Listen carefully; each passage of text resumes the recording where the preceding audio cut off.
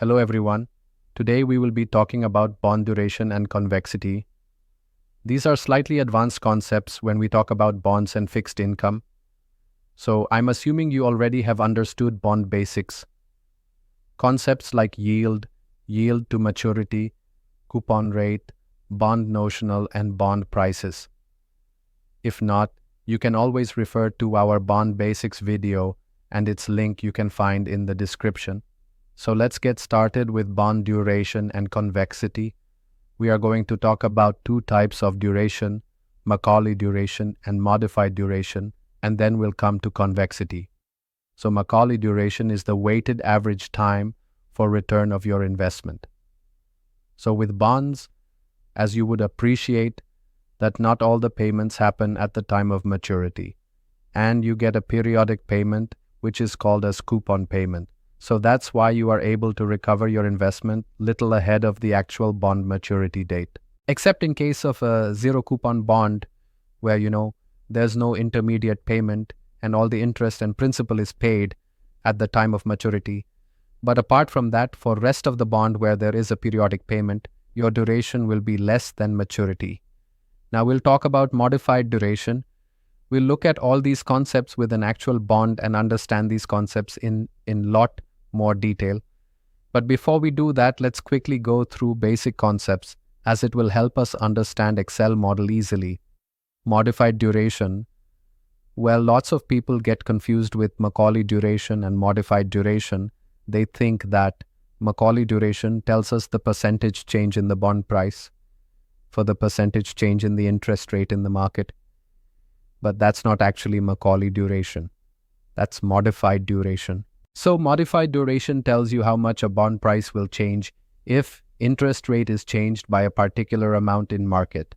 So for example, let's say if modified duration is 0.5, then we can say that if interest rate in market changes by 1%, then price of the bond will change by 0.5%. We'll see through it in an Excel example shortly.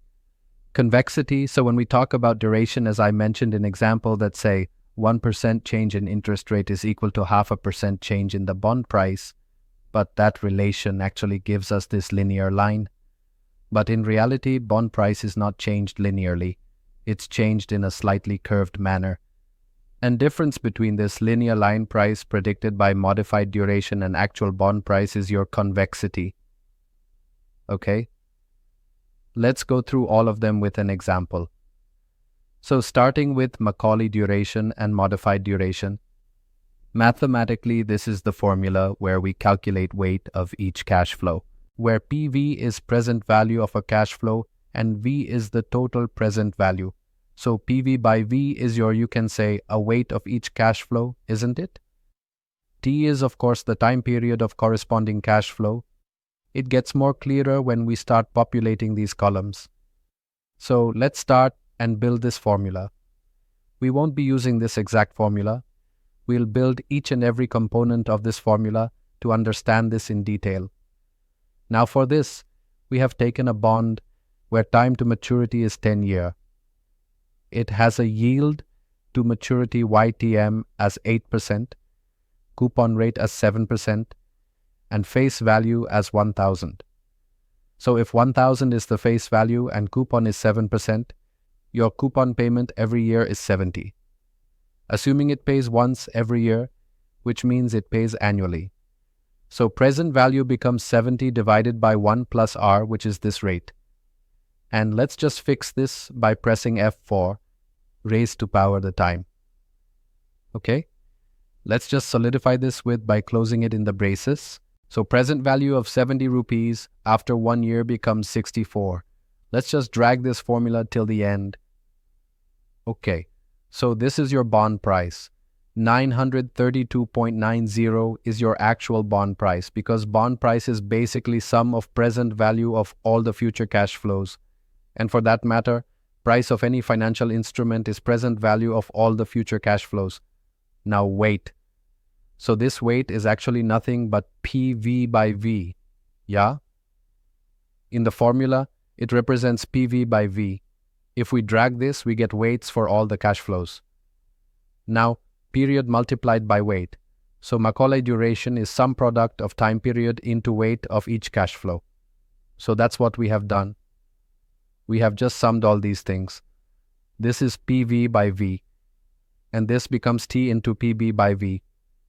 And if we sum all this, we get the Macaulay duration.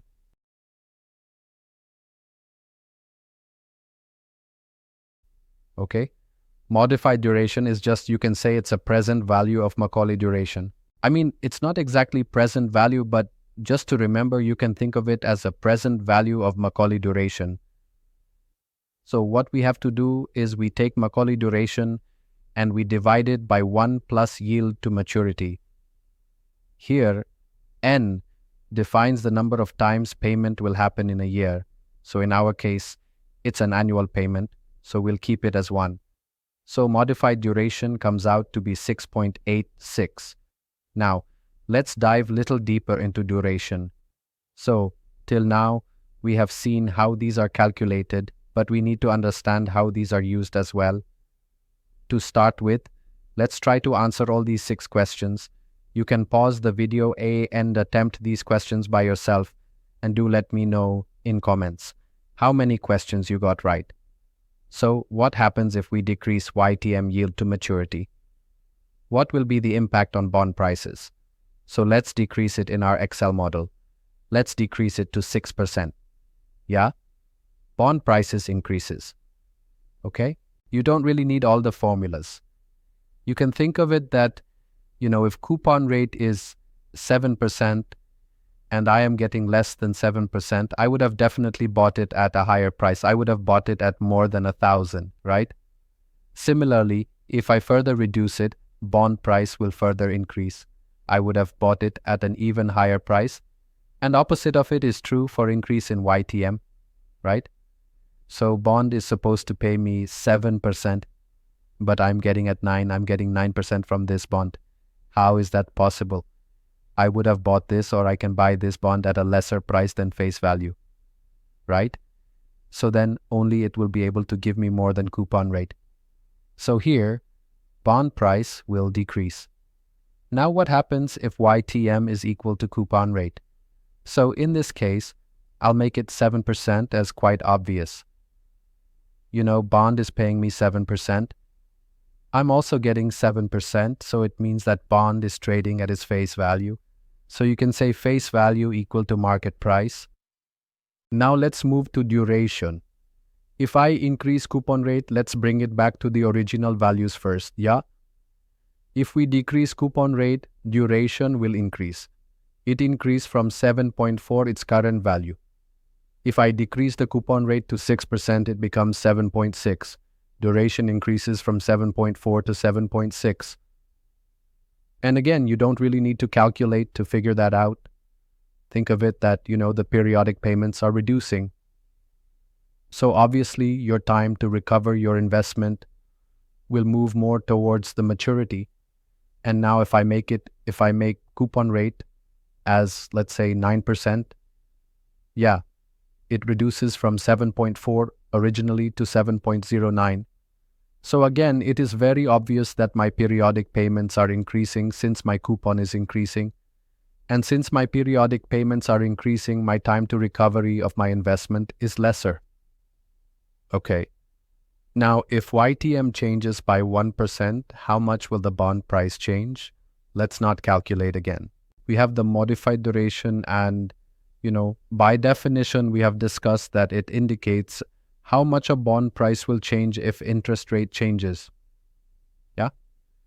So if I multiply this modified duration by change in YTM, which is 1%, so I will get something like this. So my bond price will change by 6.87%. Okay? So let's populate this table. Okay. Hopes macular duration and modified duration are clear to you. Let's quickly move to the convexity. Now this is the formula for convexity. We calculate bond price by decreasing yield by small amount. We calculate the bond price again by increasing yield by small amount. And then we obviously have the current bond price. And then we apply this formula to calculate convexity. So P plus is the bond price when yield is decreased by small amount. P minus is the bond price when yield is decreased by small amount, and P is the current price. Delta Y is change in the yield. So now let's do one thing. Let's change yield. So right now at 8% yield, which is our base case, yeah, we are getting 932. Now let me change yield to maturity to 9%. So I'm getting 871. So I've copied this 871 here. Now I will decrease the yield. At 7%, I am getting 1,000. Okay? So let's bring these back first. So now we have recorded when we change yield by 1%. When we increase yield by 1%, this is our bond price. When we decrease yield by 1%, this is our bond price. Let's fit this into this formula. P plus is price when bond yield is decreased by small amount. Right? We get 1,000 here. Similarly, P minus is the bond price when yield is increased by the small amount. So we get this at 9%. We get the bond price as 871 and twice the original bond price. We have calculated this. Now numerator becomes P plus point plus P minus point minus 2P. That's what we have done, so that becomes your numerator. Oh, so for denominator, we are using original price and change in yield square. Denominator basically becomes price into change in yield square. So your convexity becomes, if I divide both of them numerator by denominator, your convexity becomes 62.69. Right. So that's about the calculation. Let's get into the analysis of convexity. Okay, now one more formula. It's not hard to remember. If we practice it once or twice, we'll be able to memorize it. So effect of duration we have already calculated. We just multiply modified duration by change in yield. Yeah? And then for convexity, we do half of the convexity calculated into yield square. So basically convexity is the second derivative. So that's why we are getting yield square here again. But let's not get into the technicals of it because we are more interested in calculating bond prices rather than going into mathematical derivatives right now. Okay, so this is the formula which we have to remember now. So we know at 9% this was our bond price, at 8% this was our bond price, and 7% this was our bond price. So since we have all the prices, let's calculate actual change in price. So actual change in price is the original price minus the new price, and result is divided by the original price. Okay? So the change is, in terms of percentages, you can say 6.57%. And now for modified duration, if we just do a modified duration, because initially, we understood that modified duration tells you the price of the bond. So as per modified duration, we multiplied modified duration with the change in yield. Yeah? So modified duration is saying that 1% change in yield should have changed the price of bond by 6.87%, which we know is not true because it is 6.57% as calculated above. So that difference is basically 0.3%. So if we just use modified duration, our estimate would have been off by 0.3%. But if we take into account of convexity, we have calculated convexity and now multiply convexity by 1/2. So half of convexity into change in yield square, yeah, and if I just put it in percentages, yeah, it gives us 6.57, which is same as actual price.